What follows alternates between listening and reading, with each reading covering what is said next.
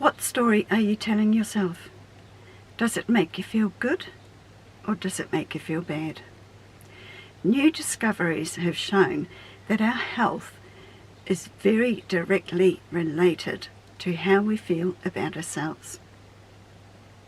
In this video I'm going to show you how, and show you how you can empower yourself to improve your health in one simple step. Hello beautiful beings, I'm Carol Wraithall and I'm an occupational therapist. I help people on their awakening journey. I help people empower themselves, tune into their inner wisdom from upstairs and lead fulfilling lives. To tell you the story, we need to go to the genetics specialist Dr. Bruce Lipton. For years he's been telling us that our genes are not the result of our genetic history from our parents. They are more directly the result of the environment where the genes are raised in. Yes, this can include our family, and beliefs of our parents can be instilled in us, but more it's about the environment that we create for our body, our thoughts. There has been some exciting new evidence. Quantum biologist Dr. Glenn Ryan, spelt R-E-I-N, discovered that when love was sent through conscious intention into a DNA molecule, as the molecule unzips itself, heals and closes back up again with the energy of love. He learnt that loving consciousness heals people on the level of the DNA molecule. How amazing is that? And when we take that knowledge along with the experiments from Dr. Emoto, who conducted that experiment with the dam in Japan that was polluted, and they took vials of water and a meditator sent love into the water, and I'm showing you the picture now of the molecule. You can see the frozen particle of water that changed and transformed into this beautiful geometry when love had been sent into that water. Given that we're 85% water, we have learnt that our consciousness, our intention, the story we're telling ourselves has a direct influence on the state of our health. Great news, huh? So what story are you telling yourself? We have thoughts every 7 seconds. That means every 7 seconds we could be telling ourselves that we are lovable and worthy of love, or we could be causing the waters and our DNA molecules to be unwell. Just think about it, every 7 seconds. So what I recommend is that you become an observer of your mind. Become a little policeman in there, or policewoman, and just be aware of what you're thinking. Be aware of the situations that trigger you, and whether those situations are causing you to feel good about yourself and have self-supporting thoughts, or whether they're triggering an old thinking pattern. For some it could be, I wish I could do what that person's doing, but I'll never be good enough. Or I wish I could make myself look beautiful, but I'm ugly. Or I'm too fat. Or I'm just not lovable. I really like that man, but I'm not good enough for him. Let's turn those thoughts around. When you see those thoughts, whatever they are, just stop yourself. Go in your mind, stop. And then tell yourself something that you know to be true. It might be too far-reaching to say when it comes to that thought of I'm not beautiful, I'm ugly. It might be too big of a step to say I'm beautiful. It's a shame, but it's true. We need to take steps to get there. But perhaps you can say, I am beautiful in my spirit.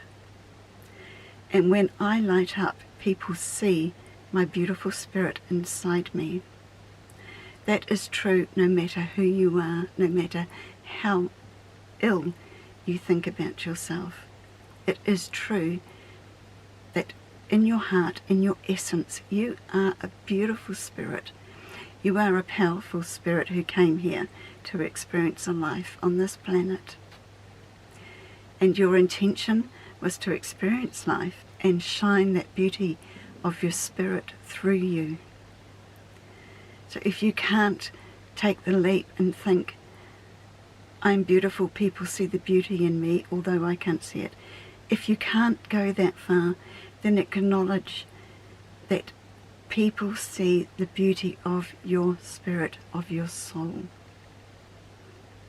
And then when you're used to affirming that, every time you get triggered, every time you notice that you're having a negative thought about yourself, notice, say stop, and bring in that new thought.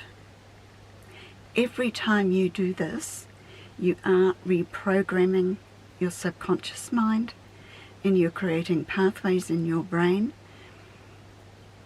that are in alignment with your new thought. For those of you who are recovering from abuse, I strongly recommend you write down an affirming statement that you can learn and remember, no more than 2 or 3 lines on an A4 piece of paper, that affirm something along the lines of, I wrote it down, I can recover from my past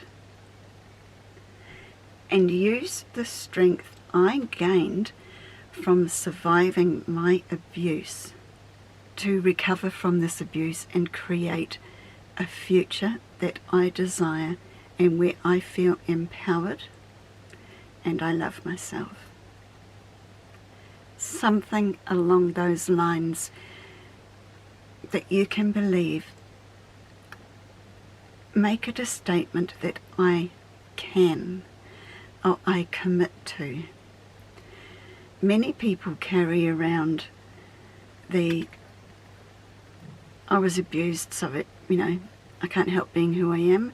They're not willing to take responsibility for creating a better future for themselves, or even to take responsibility for their healing journey. But I know if you're listening to this video and you've made it this far, you're willing to take responsibility. So yeah, go for it. Create an empowering statement for yourself and tell yourself a new story. And the new story that you tell yourself is going to propel you onto a new timeline where you're going to create a life of empowerment. Sure, there's going to be challenges along the way, there always is. But you can do this. Many of us who've worked before you have done this, and you can do this. You've got this. And remember, give yourself that encouragement. Another statement I could share with you, I choose to honour my right to see myself with love. Even if I don't feel it yet, I am worthy of my own love. That's a beautiful one, isn't it? Can you feel that? If you tell that to yourself many times a day, when you catch yourself having those disempowering thoughts, bring in one of those. So I strongly recommend you write these down, do a few copies, put them into your handbag or your man bag, whatever you have, into your pocket of your favourite coat, pin one up in the bathroom if you can, somewhere where you'll see them and learn them by heart. And all that love that you're directing at every DNA molecule, every cell in your body, and your 85% of water, you can avert many of the diseases and the autoimmune conditions that I talked about in the last video. Here's the link. You can avert those conditions and create a healthy future for yourself. Not to mention that you're going to feel a hell of a lot happier. So go for it. I look forward to seeing you, and I will be waiting for you in the next video. Bye for now.